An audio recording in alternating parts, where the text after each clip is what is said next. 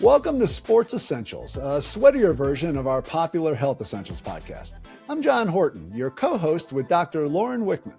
Hi, John. Great to chat with you as always, and super excited for our upcoming episode today. Well, I mean, you should be, because it sounds like this is something that you deal with all the time, because we're here to talk about overhead shoulder injuries. And I know when we were talking the other day, you said almost every single patient you saw that day had something wrong with their shoulder. It's definitely one of the most common things I see in my office. You know, shoulders are a joint that goes through a lot, is put through a lot, whether you're somebody who plays an overhead sport or are working in the yard. And I think that there is a lot that can be involved here that is relevant to everybody, and why we wanted to make sure that we addressed it today. Yeah, and it sounds like there are some really simple things that we can do to kind of keep your shoulder strong and just kind of ready for everything that we put it through. And that's why I think our guest today, Dr. Adam Kimberly, is going to be phenomenal in kind of walking through a lot of the, aspects that can be helpful for not only treatment when something is, not functioning the way it should, but also prevention going forward, because this is something that is so common. Well, given how many people are dealing with this, I think we should get right to it.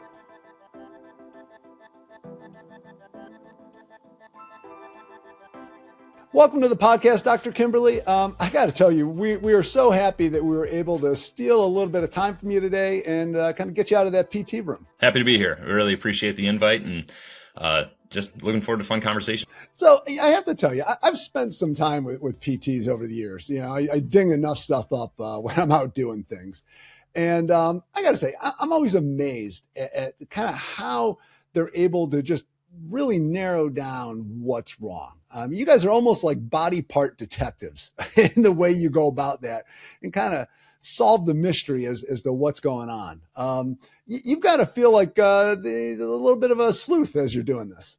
Yeah, it's a fun job because of that. Like we're PTs are kind of the friends that nobody wants to have. It's like it's fun to know them when you need them, but you don't want to have to know them, because that means you've usually had something hurt. You've been through something that you don't want to be going through.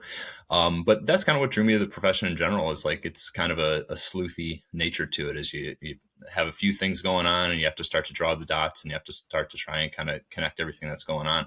Dr. Wickman, same kind of thing, as a sports ortho doc. I mean, she sees some crazy, if not crazier stuff on the day-to-day. And then she sends them our way when hopefully we can help out along the way too. So yeah, it's fun. I was going to say, you call yourself the friend that nobody wants to have, but I would say that you are, from a sports medicine doc perspective, you're one of our best friends in terms of getting people feeling better on a day-to-day basis, and kind of working together to be able to achieve that is awesome. It's like one of the best parts of my job. Yeah, no, it's great to have a back and forth with sports orthodox who believe wholeheartedly in what we do. Because I think we all help out each other and we all make each other better, and ideally make the patients better as fast as possible, which is great. Well, let's talk a little bit about what you do when somebody comes in with a bad wing. Because we're here to talk about shoulders, and particularly all these overhead shoulder injuries that we seem to be seeing more of. So to kind of get started here, let's spend a little bit of time just talking about the shoulder itself, which is just such a complex joint. Is that kind of, I guess, the start of why people experience so many problems, Dr. Kimberly? So, yeah, you hit the nail on the head. It's a complex joint. It has what we call 6 degrees of freedom. So it moves in 6 different planes.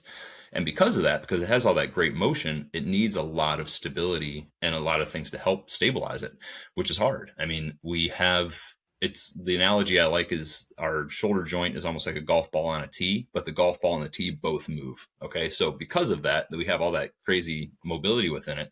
We need ligaments, we have tendons, we have muscles that all help support it and keep it in place. And if something's not working well, or if something's overworking and overcompensating for other parts of it, then it sets it up for injury. And sometimes you just need a little guidance and to help it heal or help it recover. And that's where we step in. And I think, there are a couple structures, a couple, pieces and parts to the very complex shoulder that I see probably relatively, more frequent in my office and then end up sending Adam's way when it comes to, taking care of patients. I think a lot of people have heard of the rotator cuff before, and, we don't actually really necessarily know what it is, but really the rotator cuff is four muscles that work together, just like Adam said, to move that golf ball on the golf tee to be able to allow the shoulder to do what it does. I have to say, when I've looked at some of the drawings of how the shoulder is put together in prepping for this, it looks like a plate of spaghetti in there. Like you said, with all those tendons and muscles and everything running around, you can see how easily it is for something to just get a little bit off. Yeah, for sure. And I mean, for those anatomy nerds out there like myself, there's another analogy that I really like. The way our eye is set up with the eye muscles is actually very similar to the way our shoulder is set up with the muscles that surround that. And so Really? you think about that, if a muscle wasn't working, it really is like if you look at the kind of anatomical comparisons. And so if you had a muscle not working well in your eye, like you'd be very aware of it and you'd want to have that addressed right away because you wouldn't be seeing things clearly and you wouldn't look normal. But something happens in our shoulder where it's not working appropriately, and we can ignore it for a period of time because we can get along well enough without it. But then we push that down the road and it turns into something significant. And I think when it comes to just like, injuries that happen over time, the rotator cuff is definitely something that, just like Adam said, the muscles and the tendon that make up that whole rotator cuff structure, it's probably one of the most common things that can become irritated or inflamed. But to your point, John, the number of other structures we've got the bones, we've got the cartilage, that kind of smooth, surface that covers the bones and allows them to move. We've got the labrum, which I refer to as kind of the suction cup that surrounds that golf tee and keeps the golf ball and the golf tee together the best way we can. So there's a lot of different things that people hear and, that can be pieces to this puzzle. Yeah, and I'm always amazed. I mean, your shoulders just take a beating. I mean, if you think about how much you use them during the day in everyday life, I mean, that's a lot in and of itself. And then, obviously on this show, we're talking to a lot of athletes. You can really see where it becomes a big deal just because of the amount of use that you have. What sports do we typically see a lot of shoulder issues coming out of? Yeah, I mean, anyone where you're using your arm. But I mean, that is the cheap answer. But really, I mean, any overhead repetitive sport. So we're talking baseball, we're talking volleyball, we're talking tennis, we're talking pickleball, swimming. I mean, they use your arm in a repetitive manner overhead frequently. And those are just like what we consider the sports. And then we also have the people training for those sports who are doing weightlifting, who are doing cardio work, who are doing like new high intensity interval workouts that they maybe haven't done before, where they're using their arms in an overhead manner where they may not be ready for, or they haven't trained in a long time. And that can set them up for injury too. So, I mean, I don't want to say any and everything, but it's a little bit of the answer just because humans find the ability to hurt themselves in myriad of ways. And so we try and kind of get them back to doing whatever they want to do. And I think, Adam, you have obviously a very, specialized set of skills when it comes to the shoulder with your role helping out, taking care of Cleveland Guardians and, taking care of the guys that are throwing 90 miles an hour, which, is probably some of the most stress you could even think of on that joint. For sure. I mean, we talked about it a little bit before. The most ideal way to hurt a shoulder is throwing a baseball really hard overhand, and it's because, like you said, we have so much dynamic mobility and we have those bony parts that surround it. So especially on the top, the roof of our shoulder is called our acromion process. We have a tendon that runs right underneath that. With repetitive overhead motion, sometimes we can get that tendon irritated or scuffed up, and that can cause a lot of issues and pain. That's why baseball pitchers are usually hurt more readily than softball pitchers because they have that overhand motion, which doesn't cause the same kind of trauma. But I mean, that's again, the nature of the beast. And we got to figure out the way to make them function, way to make them be as successful as they can so they can do what they love. Yeah, those rotator cuff issues have ruined many a season for a lot of teams. And I know when you see video of a pitcher throwing a ball, the amount of stress that it looks like it is on their shoulder is just amazing. And you know, so when you see these injuries, is this just a case of you only have so many throws in there, or is it just you consistently, you know, wear it down, wear it down, wear it down, and eventually one day it just kind of goes? You know, it's an interesting thing. Like each human is different, right? We each have a different level of capacity with how our body's made up, how our so collagen and elastin are two things that make up our tendons and ligaments, like what the percentages are there. That's what allows some people to pitch into their 40s and 50s. That's what makes some people flame out in their late teens, early 20s. It's so different there. But then you also pile on postural changes, strength changes, how they take care of themselves, how they prep for games, how they cool down after games. Like there's a lot of things that go into it. And preparation is one of the best things that we can give people to prevent these injuries from taking a nasty turn, right? So if we can help them develop a good plan to be as healthy as they can before they start to throw, and developing those things in the early season, then they can hopefully have a healthy season and have a healthy career. But it takes work to get to that point. You can't just walk out, pick up a ball, and start throwing in games. It takes time to get there. And yeah, I think you nailed it with, like, you know, the combination of volume and mechanics. That's huge when, you know, we're talking to a lot of our baseball guys. But then I think to your point earlier too, Adam, of like, this applies to everybody, you know, volume and mechanics when it comes to a volleyball serve, volume and mechanics when it comes to somebody who's taking up pickleball, and anything and everything in between. I think that, you know, really can make a big difference on sustainability and performance going forward. We're going to get into some of that proper movement. The proper movement is a medicine, as Dr. Wickman likes to say, a little bit later. But before we kind of get there, let's talk a little bit about kind of the diagnostics that take place. You know, I think a lot of us have had an achy shoulder from time to time. You know, when are we crossing that line to it just being a little bit sore, a little bit achy, to when there's a problem? And how do you kind of determine that? I guess maybe Dr. Wickman, let's start with you, because I think you see people first when they come in and they're like, something's just not right. If one of my athletes is coming in with some shoulder pain, many times they actually approach their athletic trainer first. So that good communication between an athletic trainer saying, hey, you know, this may be coming in your way, this is the story, is super helpful. And then they come in my door. And usually, you know, that involves, number one, getting an x-ray first and foremost to see what that joint, what that golf ball, golf tee ball and socket looks like, is really helpful baseline information. And then from there, I talk to them. I try to kind of get the story in a way and do some, you know, diagnostic special tests to figure out where do I think the pain may be coming from.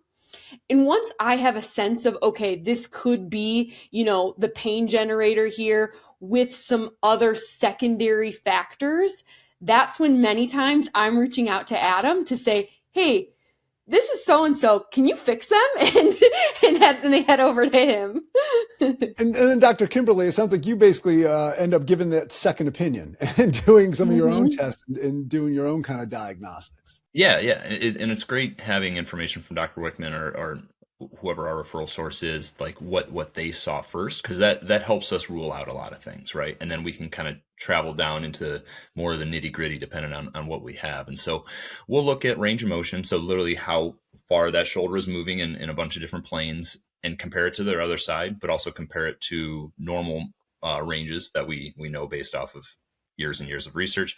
And then also look at strength. So how well each one of those rotator cuff muscles and the other surrounding shoulder muscles are able to turn on. And are they strong? Are they strong and painful? Are they weak? Are they weak and painful? And that tells us different things about what's going on within the shoulder. And it helps us start to navigate a rehab plan.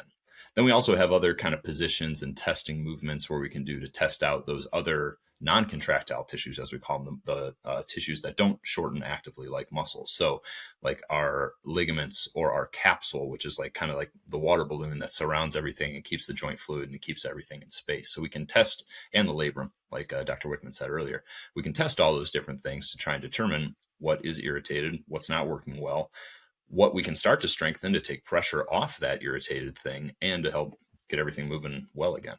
Yeah. I've gone in for a shoulder PT session at time. And I know I was amazed when you get in there and they start doing those special tests where you hold your arm out and the PT would apply pressure and be like, push against me and do this.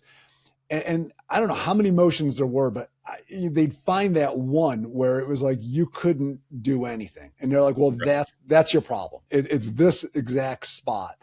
I mean, is it really, that defined when you're doing these tests that you can narrow it down to like one little band or strand in there that's just not quite right? Sometimes yes, sometimes no. Yeah. Ideally, yeah, we can find that, and that can kind of help us target treatments, because sometimes, like, if we find that and Dr. Wickman can place an injection perfectly, or we can start them on the right medication, we can get that one thing quieted down and then we can strengthen up everything else. Great. Oftentimes it's a whole myriad of other things that are going on at once, and we have to kind of treat each thing at a time, figuring out what's the most provocative, and then kind of going our way down that path to try and make everything work as well as it can together. And I think a lot of times too, when pain is centered in one area, it causes our motion as a whole to become a little bit dysfunctional, in which case that shuts down other muscles that aren't supposed to be shut down and are supposed to be activating in addition to that. So I think that's where Adam's exactly right. Like, we can sometimes, treat one thing that we think may be, the primary source, but then that's where Adam can be so helpful too. And like, all the other things that kind of fell apart while this one, specific structure in the shoulder was giving us problems, he gets everything else working in tip-top shape. Yeah, because it's pretty rare that someone will come in, like, have one injury, see the doctor the next day, see me the next day, right? It's usually the shoulder's hurting for a little while, they cheat around it, so they start to develop other movement patterns that makes other stuff hurt. They finally decide they want to go see the doc. They see the doc.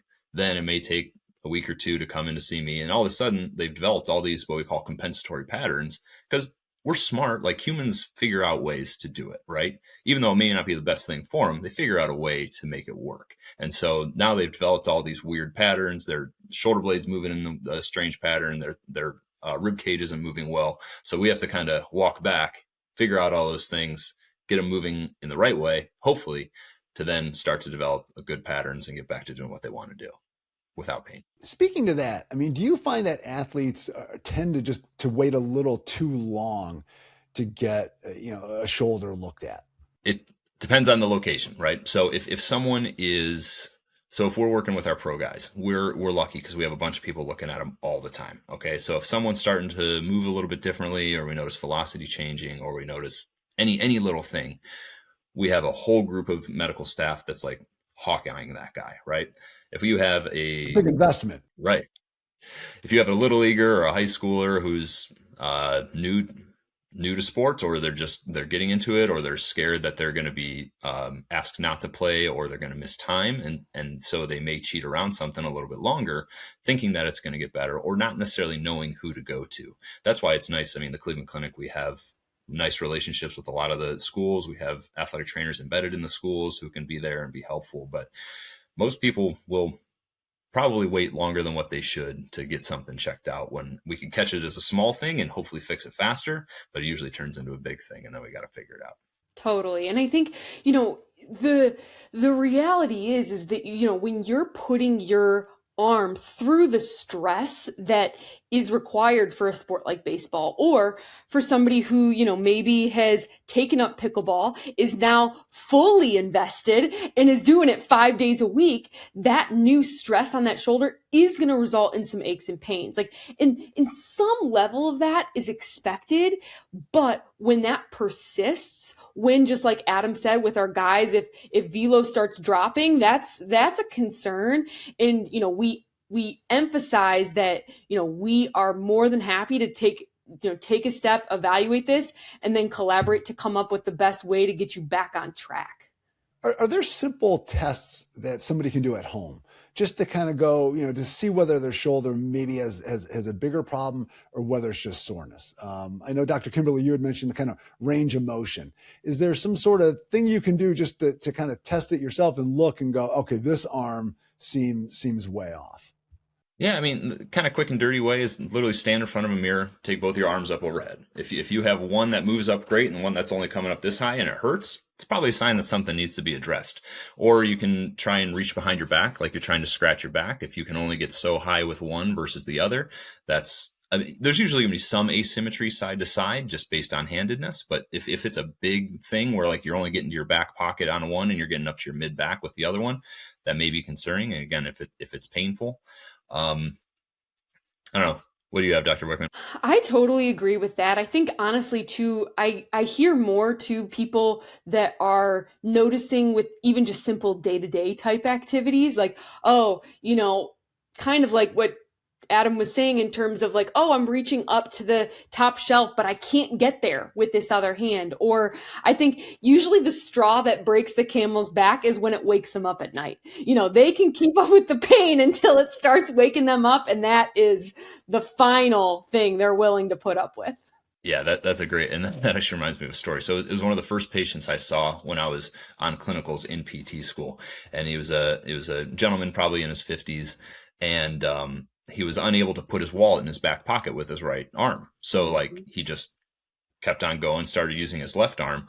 It wasn't until he's then developed an issue with his left shoulder. It wasn't until he couldn't put his wallet in his back pocket with either arm that he waited until to go to see the doctor. Like that's concerning, right? Like you got to go in a little bit, like figure it out, go see someone earlier. Then we can kind of get you on the right path to healing.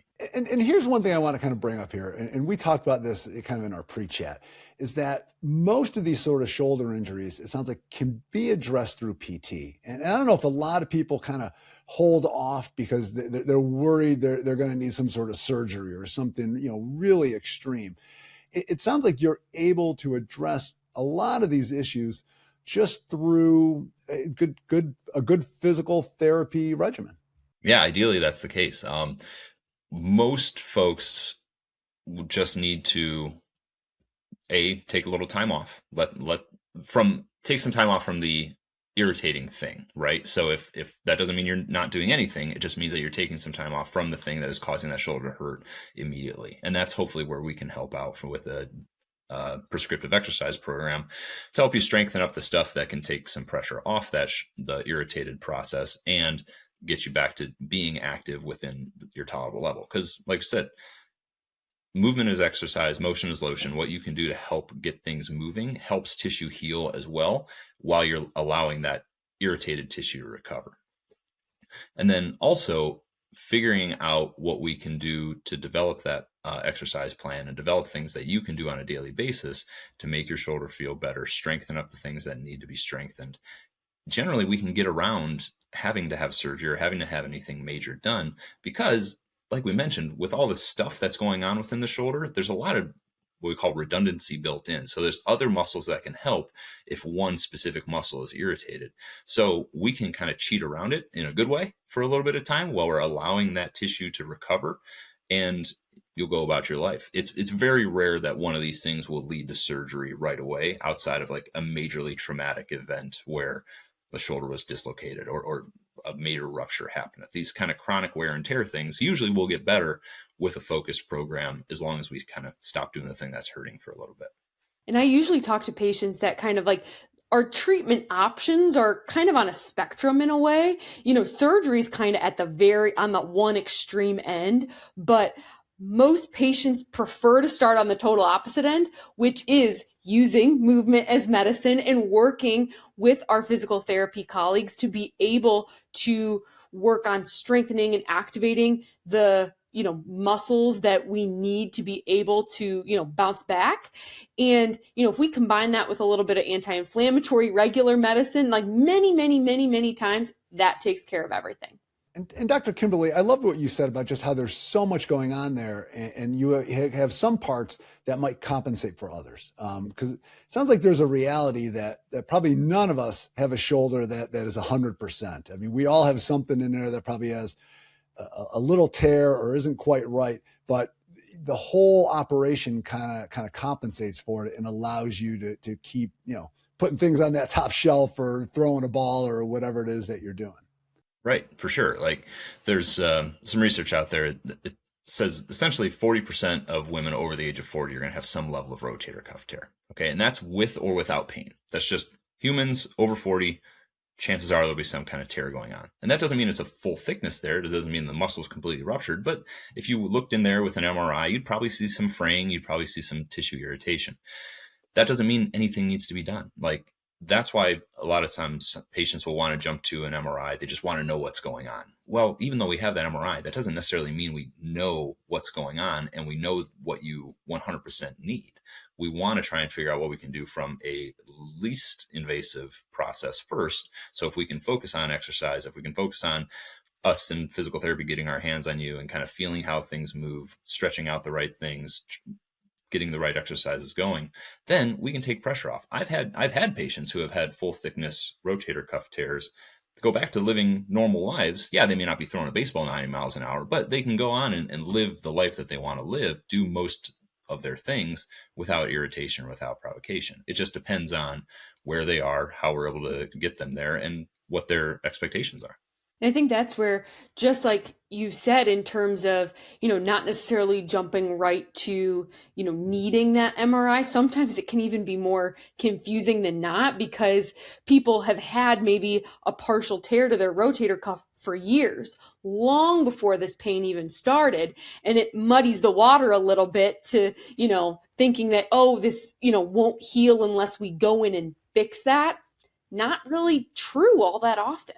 And part of the problem too is I think the wording that we as the medical world use too. It's like, oh, you have a tear in there, or you have a ruptured X, Y, or Z. It's like, it sounds awful, and it sounds like something that needs to be fixed right away, but it's not. It's all about how we frame it and how we describe it to the patient. Because pristine cartilage, tendon, ligaments, bone is pretty stinking rare. Like you said, almost no one has a great looking shoulder, just like no one has a great looking back.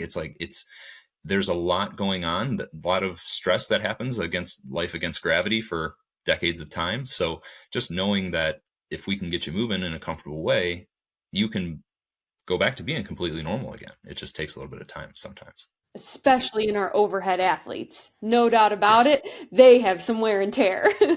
Right. Well, for those of us with wear and tear, and I'm pretty confident I'm in that group. I'm a little north of 50, and I think I would be in the dinged and dented aisle at the store.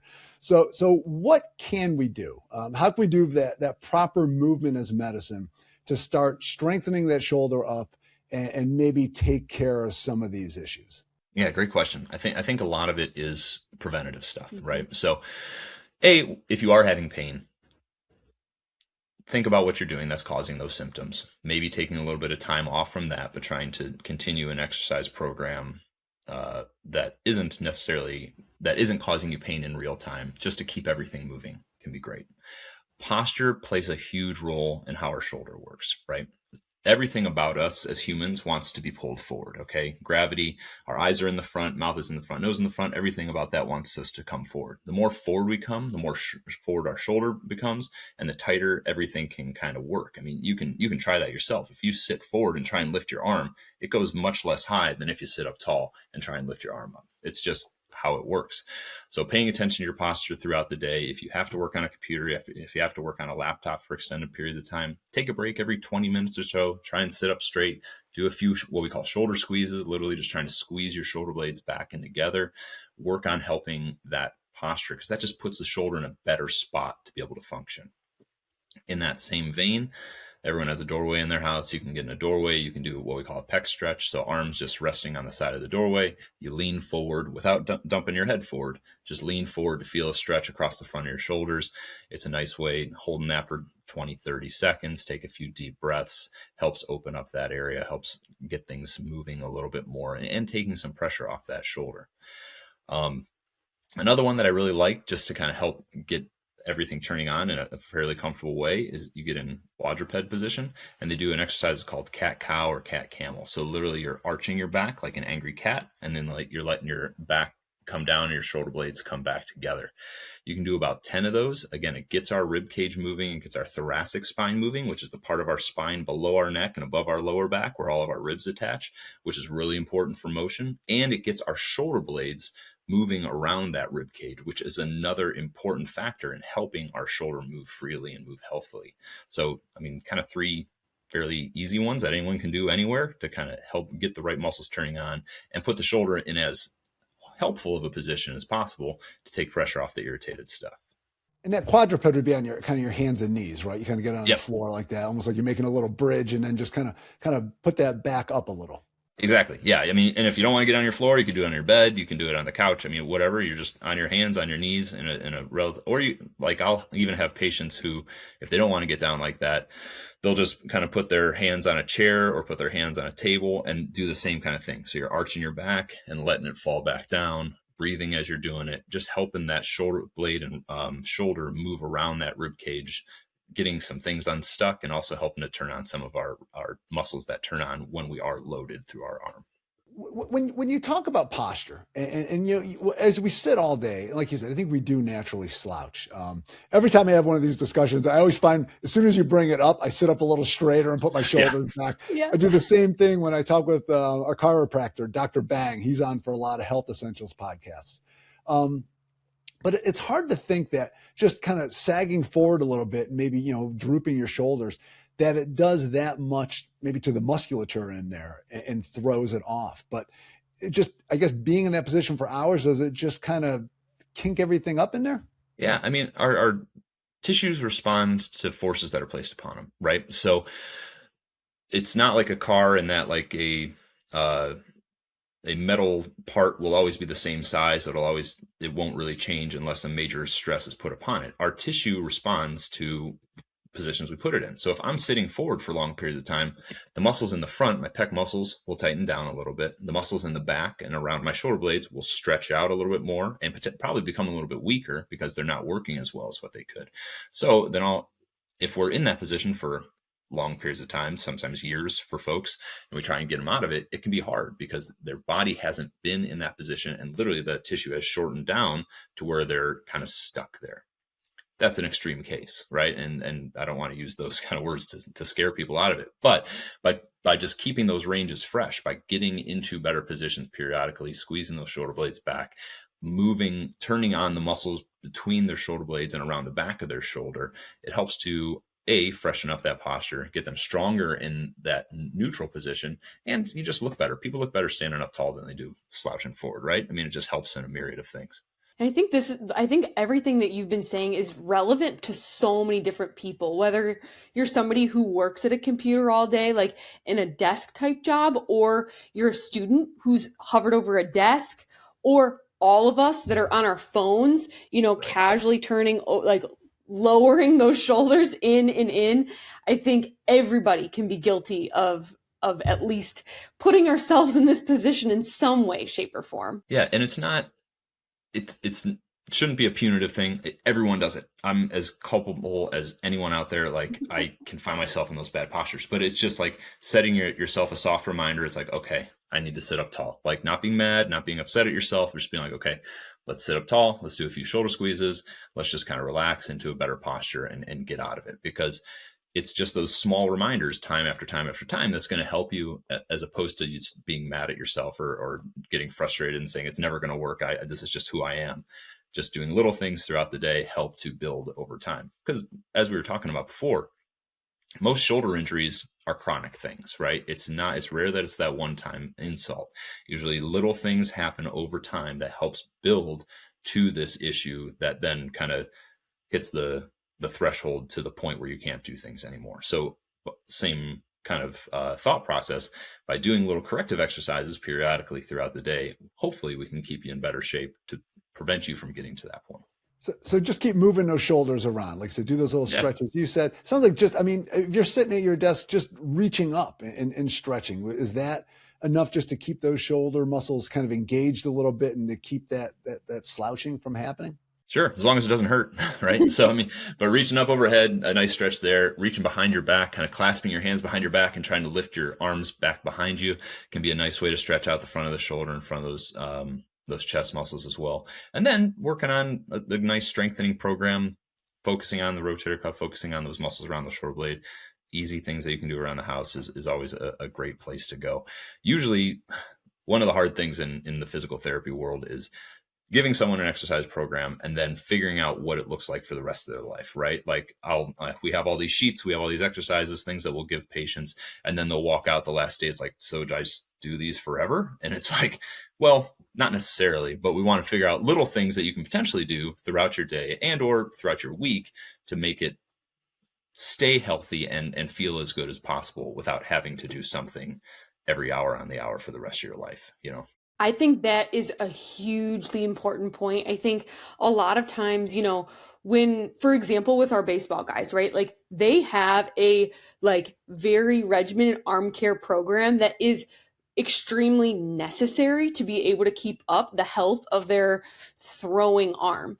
And that's what I try to tell a lot of the patients that walk into my office who I am, sending over to PT to be able to, talk with all of you guys. And I tell them that, working with you guys on an individual basis is so helpful because they will not only find the areas that have a little bit of dysfunction, but teach you ways that you can keep that at bay going forward, right? If you're going to continue playing your sport and this has happened once, it can very well easily happen again unless we do something about it. So I even offer too, I'm like, hey, when they give you your program, talk about it. It might be something that you do even before you go out, right? Like before you're going to go play pickleball, these are the 3 things that you do for warm up to make sure that your posture looks good, to make sure that everything's warmed up and ready to go for your day of playing going forward. No, that's perfect.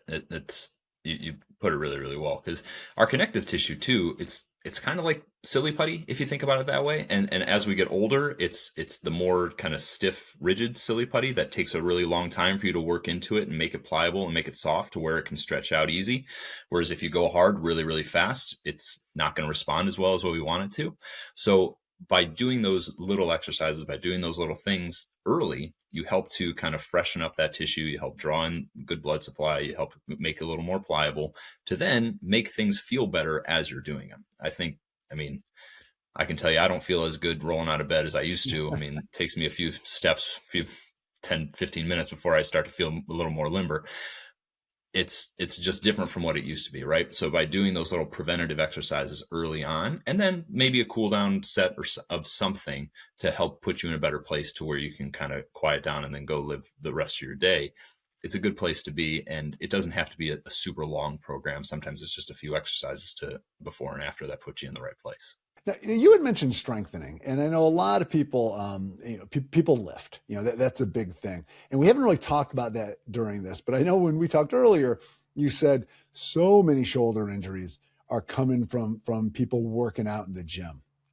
How careful do you have to be then when you start trying to do these strengthening exercises to make sure that you're basically not just re-injuring yourself or making a situation worse? Yeah, good question, and we talked about this a little bit in our pre-planning. Every time I've hurt myself, my shoulders specifically, it's been from weightlifting exercises. Just because, especially in high school and college, I was an ego lifter just like everyone else. I wanted big numbers and I wanted to do, wanted things to look good. So a couple extra plates on there, right? Yeah, right. It's what got the job done. But in doing that, I kind of figured out what was right and what wasn't right for me. And hopefully I've gotten smarter in my older age, but I'm not sure. But having a well-rounded exercise program is important. So not benching every day of the week, right? We are we're humans. Everything about us is in front of us. We're very prone to working out the things that we can see, right? So we like to do chest, we like to do shoulders, we like to do abs. All of those things work one side of our joint, where we have the whole other back side that doesn't always get a lot of work. So making sure that you do back exercises, making sure that you do what we call external rotation exercises, where you're rotating your arm out to the side, that also helps train some of our other rotator cuff muscles that we neglect. So we have a lot of big, powerful muscles that help us rotate inward. Most of them do that. When we talk about rotating our arm outside to the outside, we really only have 2 that really do the job, and they get beat up and they get worked really hard, especially if they're not strong enough to be able to compensate. So doing some exercises to help work on those external rotators can also help make that shoulder more robust and longer lived than some times when we ignore it and only work on the front, chest, and shoulder muscles. Real quickly, what are some exercises for that then, to help those two that are trying to do all that work? Yeah.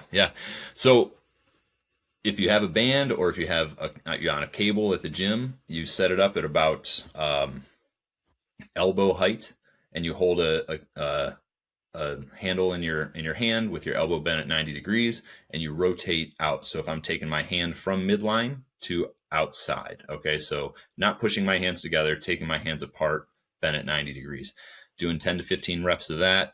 And usually having something under your arm can help out, like a rolled up t-shirt or a towel, because that helps you kind of turn on some muscles in a little different way to make it a little more optimal. And then also you can take it up to 90 degrees, so your arm's out directly at your side, and you can rotate up the opposite way. So like, again, you're taking your hand up and back, almost like you're taking it in the plane of your head. Just again, it's a different way to kind of turn on those external rotator muscles to help get them firing a little bit more efficiently. And then there's another group of exercises that I like a lot that, again, anyone can do anywhere. You just lay down on your stomach, you put your hands at your side, and you try and lift your hands off the ground or off the bench, squeezing your shoulder blades together. You can do those with your hands directly at your side, do 10 or so of those. Then you can take them up so you're in kind of a T position. Same thing, lifting your arms back, squeezing your shoulder blades back. It turns on all those back muscles. You're laying flat, so you have to be in a better kind of thoracic posture, as we call it. You get the right muscles turning on, and that takes pressure off that front as well. So 10 to 15 of those, 2 sets, it's usually a good place to start. What a great tip, man. That's such an easy stretch to do there, and such a simple strengthening exercise. Thank you. That'll be really helpful. Yeah, but can be deceptively hard sometimes. Mm-hmm. And so if you're doing them and you find your shoulders shrugging up towards your ears, you're probably doing too many. Okay, so again, it shouldn't hurt, and you should be able to do it without compensation, as we call it. So without, like I said, shrugging your shoulders up. Those shoulders should be able to stay down, and you're really squeezing them back, pinching those shoulder blades together, trying to get those muscles turning on.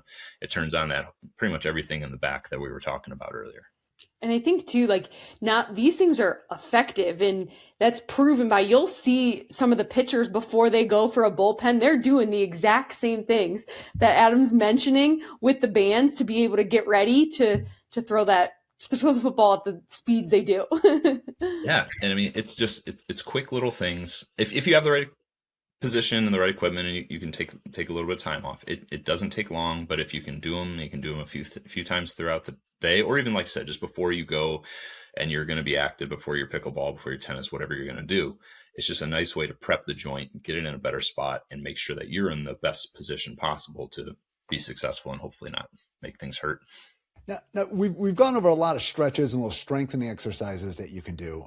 I want to make sure that we also touch on the importance of form, because it sounds like a lot of these issues start just because you put your shoulder in a bad spot with how you're doing a particular activity or motion, and then it just it builds up and it builds up and it builds up.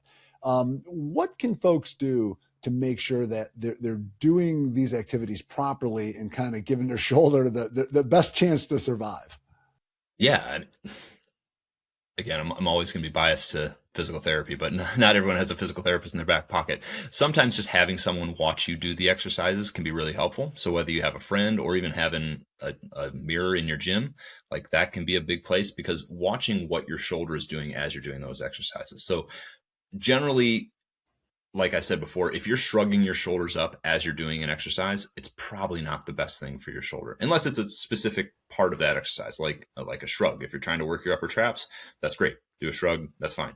But if I'm trying to lift my arm up overhead and I notice my shoulder really shrugging up, I'm usually overcompensating with other muscles because the muscles I'm trying to target aren't strong enough. Okay, so notice that, take some weight down, and then move through that full appropriate range of motion without pain. I think a lot of times when patients come into my office, they ask, well, can you just like print some exercises out for me and hand them to me? I can do them at home. And this is precisely the reason why I am a strong advocate for going in person and pretty much never do the just printouts, because I tell people form is so important. Form many times, improper form many times, can lead to other injuries that we don't want to have to deal with.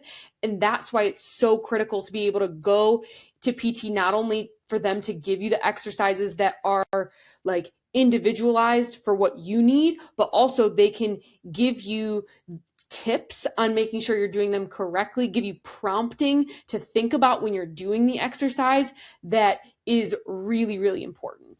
Yeah, I mean, and even once you go to PT, like I can't tell you how many times I've given a patient exercises.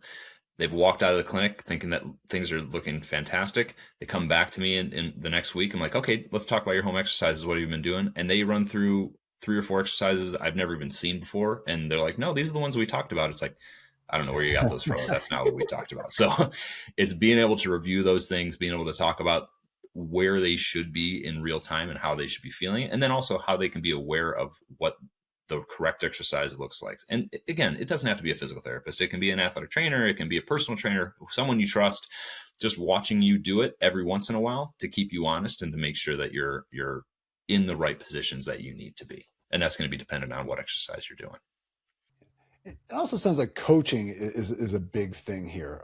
We were talking, you always see pitchers and they throw it at a certain way, and you look at them and you go, wow, your arm is not going to last just because of how they're doing it. And it looks violent, and it looks like they're torquing their shoulder a little too much.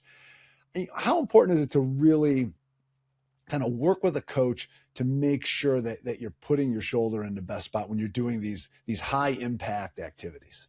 Yeah, I mean, a good coach can be invaluable for any athlete, right? To make sure that you're doing the right things right, and also avoiding those wrong things that could be setting you up for disaster. Because the other thing with it too is, like we said, when you have an injury or potentially something's not feeling well, you're going to change your mechanics. You're going to put yourself into a different position where you may be causing more trauma than what you were doing previously. So a good coach who's able to speak well to pitch counts, how frequently they should be throwing, not making sure that this, and usually we see this in younger athletes, making sure that this younger athlete isn't throwing hard every day.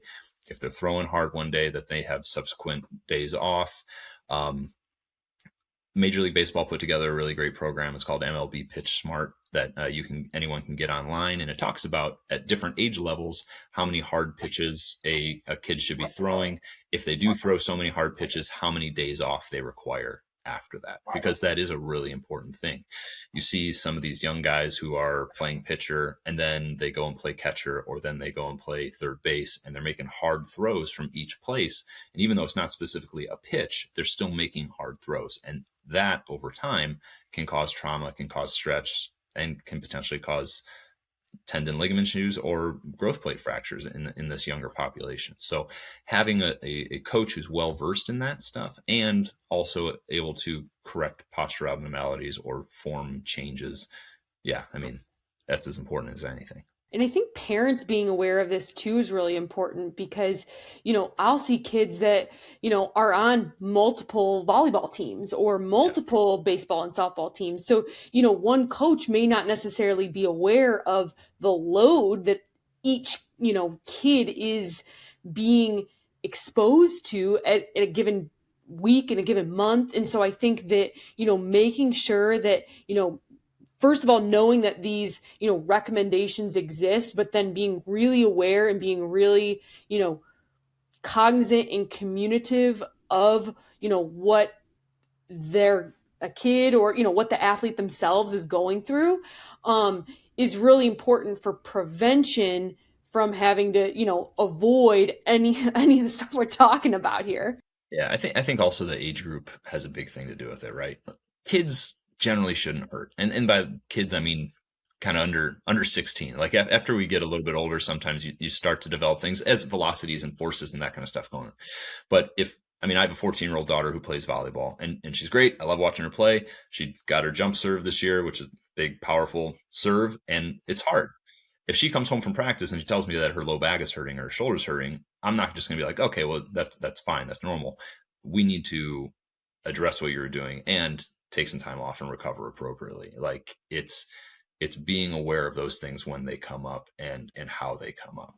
And Dr. Kimberly, I know rest is important, but I think we also talked earlier about how there's been a go-to treatment for years, which everyone would say, ice your shoulder. this is what you do after you throw, your 80 pitches or whatever, ice it down, do that. You said kind of the logic on that has kind of been changing over the last decade. Can you kind of share what the best practices would be to kind of help with the recovery? Sure. So, and I don't want to vilify ice, because I don't think ice is bad inherently, right? I mean, if ice can help through some neural mechanisms to help take away pain in the short term, and that can be great. But from what we know about kind of tendon healing and tissue healing, we do actually want more blood flow to that area. And what ice does is it constricts our blood supply to that area, in addition to having that cold sensation, which can make things feel good. So we're potentially limiting that. And we used to think it was good because it would limit swelling, but swelling really isn't the bad guy in this. Swelling is your body's way of trying to heal things. And so usually just taking some time off from the affected issue. Elevation can be nice. Like I said, you roll an ankle, something like that. You elevate that ankle, let gravity help us out. That can be a nice thing to prevent that swelling from just accumulating over long periods of time. But also moving within comfortable ranges, trying to keep that joint moving in places that doesn't hurt. Those muscles pumping can push swelling out as effectively as anything you can imagine too. So just literally light exercise, moving with how you can, not doing the irritating thing, and then gradually reintroducing activity as you can tolerate can usually be a little bit better to than potentially throwing an ice bag on it right away. Dr. Wickman, do you agree, disagree? What do you think? I definitely agree. I think to your point too, of like early tolerable motion, although many times people are like, well, doc, should I have a sling? Because this really, really hurts. And I am strong advocate against bringing a sling in if at all possible. The vast majority of the time, immobilizing that shoulder causes that capsule, some of those soft tissues that surround the joint, to really tighten down, which can be a lot more work to try to combat later down the line. Could even lead to like a full-on frozen shoulder sometimes. So, I fully agree with him in terms of trying to get that early motion back and kind of focusing on those kinds of things over time, rather than, icing nonstop over the course of a week or what have you. Yeah. What about heat in general, like a little heating pad or some, icy hot sort of stuff, things like that? Yeah, I mean, I think heat can be good too, especially kind of pre-activity to kind of get the muscles turning on a little bit more, and just also kind of help increase blood flow to that area. Again, it can help things feel better too. It works through similar mechanisms to what cold does, to kind of help your brain think about something other than the pain, so it can make it feel good. And it can help just kind of with some tissue mobility. So like heat on a shoulder, heat on a neck, can sometimes make that feel a little bit better in real time, and then it frees up some motion as well. Icy hot, I'm okay with. I usually don't want an athlete to have to utilize that to get through something. And that's, again, usually our younger athletes, our older guys may need to kind of figure out a way to kind of get them on the field one way or another. But I've got tubes of that stuff hanging around. Yeah, so. That's right. So again, this is another place where age makes a difference, right? So like if you're going out and you're playing golf or something like that, and you need some icy hot on your knee to make it feel better, go for it. If it's a 14-year-old who needs to be slathering on icy hot or slathering on biofreeze to go do their sport, I'm more concerned about that. Definitely. I think especially too, as you're kind of transitioning back into sport, I think that's, another plug for a really, really helpful, piece of the puzzle that PT brings to the treatment plan, is they can really help our athletes. If we have to take that period of rest, we'll get you back to playing sports as soon as you can. And I think PT can help really us develop that return to sport program, which can be so helpful. And I even, back in my soccer days, as whether you're like nursing a quad strain or a hamstring strain, one of the first things as you're kind of gearing back in there, we would all put the little heating pad on there, and that would help kind of get the tissue feeling a little bit ready to transition right to running and playing sport after it's been down for a little bit. Well, we have covered an immense amount of territory today, and just so many helpful things. I guess kind of before we say goodbye, I'd love for both of you to kind of like just the thing that you want people to take away from this, as far as what they can do to kind of keep their shoulders healthy and keep doing the activities that they love doing. Yeah, I'm still a big advocate of an ounce of prevention is worth a pound of cure. Okay, so if you can do things early on, like if you can warm up before activity, if you can focus on your posture throughout the day, because it's the folks who are sitting at a desk all day long, and then it's like, yeah, I'm gonna go rip out 15 games of pickleball right afterwards, and then they don't do any kind of pre-work. Those are the people who are probably more prone to get hurt. And so, also doing the unsexy things well, getting good sleep, making sure that you're well hydrated, making sure that you're eating a balanced diet, like those things also let tissue heal. That's when our tissue is able to repair. So doing the little things correctly early on can hopefully help you prevent needing to come in to see Dr. Wickman or myself, to where that shoulder can stay in good health and you can stay healthy. And I would say I completely agree with everything that Adam said in terms of, I think that, my tagline of motion is medicine really is something that I emphasize for most shoulder, aches and pains that walk in my door. Proper motion as medicine is key. And that's where, having somebody with the expertise like Adam has to be able to walk you through what that looks like, I think not only helps you for now, but also helps going forward. All right. Well, that's a perfect way to wrap things up. I feel like I need to, as soon as we sign off here, kind of stretch my shoulders a little bit and all of that. Dr. Kimberly, I can't thank you enough for joining us here today and just, really kind of letting us in a little more knowledge as far as how we can keep our shoulders working well. Absolutely. Thanks for having me. It was a lot of fun. Dr. Wickman, obviously, as we learned here, shoulder injuries are just so common, but I was amazed at just how many simple things that we can do to really keep your shoulders strong and maybe kind of ward off some of those injuries. Absolutely. I think Adam did such a good job walking through even just a couple things that everybody can do at home to combat this issue if they are spending time at a desk all day, but then also the importance of, implementing some of these things in a warm up or in kind of a cool down before and after an overhead lift or a tennis match or a baseball, bullpen or what have you. Yeah, and that's the thing. It's not just for people who are throwing 90 plus mile an hour fastballs. It's like all of us are just constantly working our shoulders and just kind of putting a little wear and tear on there where we could benefit from just some simple measures to stretch things out and just keep that joint loose. I think it's super important to keep our shoulders healthy long term. I think that they can very easily be, under stress, whether it is posture or whether it is repetitive overuse. But if we have a few tools in our toolbox to be able to, calm things down when they flare up, but then also keep them at bay, I think that Adam did a great job in talking us through all of that. It was just a great conversation. Oh, definitely. I think we definitely gave people a few extra tools that they can have in their bucket and hopefully keep their shoulders feeling good. Always the goal, and it was such a pleasure. Definitely. Well, if you liked what you heard today, please hit the subscribe button and leave a comment to share your thoughts. Until next time, play hard and be well.